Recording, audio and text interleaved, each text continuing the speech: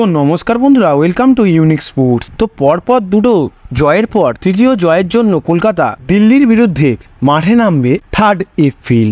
এই ম্যাচটা রয়েছে আগামী বুধবার। তো বন্ধুরা, এই ম্যাচের প্লেইং 11-এ কি নীতিশ রানা ফিরতে চলেছে সেটা নিয়ে অনেকের মধ্যেই কনফিউশন থাকবে। তোমরা বন্ধুরা সকলেই জানবে যে হায়দ্রাবাদের বিরুদ্ধে প্রথম ম্যাচে ফিল্ডিংয়ে তার হাতে একটা চোট লাগে বল ধরতে গিয়ে, তার ফলেই আমরা কেকেআরের দ্বিতীয় ম্যাচে তাকে খেলতে দেখতে পাইনি। আর বন্ধুরা, এখন যা খবর পাওয়া যাচ্ছে দিল্লির বিরুদ্ধেও তাকে প্লেইং 11-এ দেখা যাবে না। তো বন্ধুরা, যা বোঝা যাচ্ছে তার চোটটা এখনও সেরে যায়নি, আর তার ফলেই হয়তো তাকে দিল্লির ম্যাচেও দেখা যাবে না। বন্ধুরা, তার পরিবর্তে খেলেছিল আরসিবি ম্যাচে অনুকূল রয়, আর তিনি দুর্দান্ত লেভেলের পারফরমেন্স করেন। আর ইম্প্যাক্ট প্লেয়ার হিসাবে ছিল আঙ্কিশ রঘুবংশী। বন্ধুরা, একটা জিনিস ঠিক বুঝে উঠতে পারছিলাম না, আঙ্কিশ রঘুবংশী তিনি একটা মিডল অর্ডারের ভালো ব্যাটসম্যান, তাকে কলকাতা আগের দিনকে না নামিয়ে তাকে ইম্প্যাক্ট প্লেয়ার হিসাবে রেখে দিয়েছিল লাস্টে খেলার জন্য। এবার আগের দিনকে তো ওরা আরসিবির ম্যাচে ব্যাটিংয়ের দরকারও পড়েনি, কারণ প্রথম 3টে উইকেট পড়েছিল আর রাসেলও নামেনি, তো সেটা বুঝতে পারলাম। বাট দিল্লির ম্যাচে কলকাতা কি করে সেটাই দেখার বিষয়।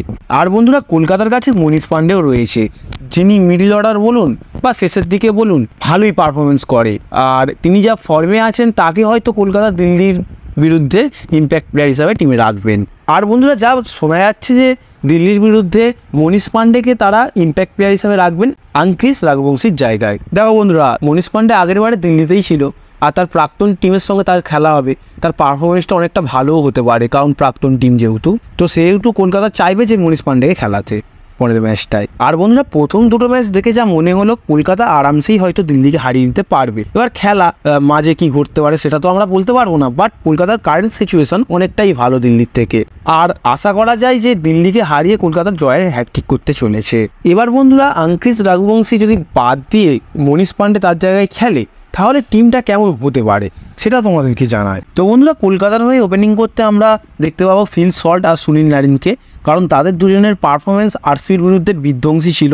আর 3 নম্বরে দেখতে পাবো শ্রেয়াস আইয়ারকে, 4 নম্বরে নীতিশ রানার জায়গায় মনীষ পান্ডে নামবেন, 5 নম্বরে রিঙ্কু সিং, 6 নম্বরে অ্যান্ড্রে রাসেল, 7 নম্বরে রামনদীপ সিং, 8 নম্বরে অনুকূল রয়, 9 নম্বরে মিচেল স্টার্ক, 10 নম্বরে হর্ষিত রানা এবং 11 নম্বরে বরুণ চক্রবর্তী। ইম্প্যাক্ট প্লেয়ার হিসাবে হয়তো ভেঙ্কটেশ আইয়ারকে নামাবে।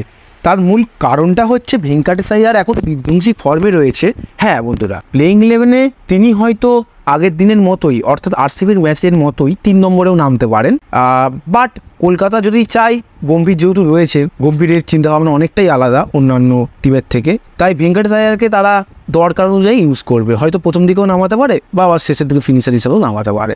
বা বন্ধুরা, প্লেইং 11-এ ভেঙ্কটেশ আইয়ার জায়গা পেলো আর ইম্প্যাক্ট প্লেয়ার হিসাবে মনীষ পান্ডেকে রাখলো, এটা হতে পারে। 3 নম্বরে হয়তো ভেঙ্কটেশ আইয়ার, 4 নম্বরে শ্রেয়াস আইয়ার, 5 নম্বরে রিঙ্কু সিং, আর ইম্প্যাক্ট প্লেয়ার হিসাবে মনীষ পান্ডে। তো বন্ধুরা, এইরকমই একটা প্লেইং 11 নিয়ে কলকাতা দিল্লির বিরুদ্ধে নামবে। আর আজকের ভিডিওটা তোমাদের কেমন লাগলো তা তোমরা কমেন্টে জানাও। আর তোমাদের কি মনে হয় কলকাতা দিল্লিকে হারিয়ে দিতে পারবে সেটাও তোমরা কমেন্টে জানাও। ভিডিওটা ভালো লাগলে লাইক করে দাও, আর চ্যানেলে নতুন হলে চ্যানেলটিকে সাবস্ক্রাইব করে নাও।